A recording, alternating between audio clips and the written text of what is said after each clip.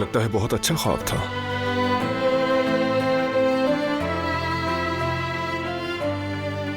बहुत अच्छा था।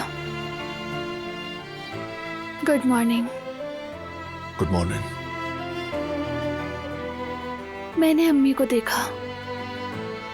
क्या देखा? उनकी गोद में सर रखा हुआ था। बहुत छोटी सी थी मैं,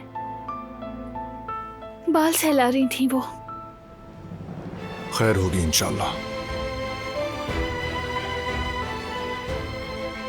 अम्मी की याद इतनी शिद्दत से आ रही है कि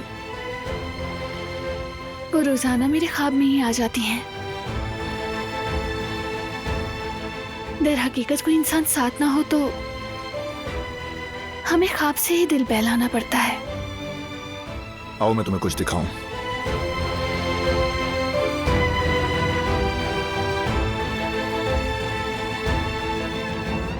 बहुत खूबसूरत है। तुम्हारा बहुत शुक्रिया। मैंने अपना फैमिली एल्बम दिखाया था ना तुम्हें। ये देखो, इसमें काफी सारे खाली पेजेस हैं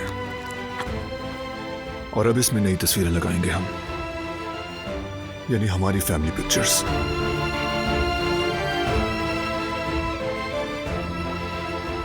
तुम्हारा दिल बहुत बड़ा है बारान। तुम्हारी वजह से मेरा भी बड़ा खानदान है। अम्मी मिल जाएंगी तो और बड़ा हो जाएगा खानदान।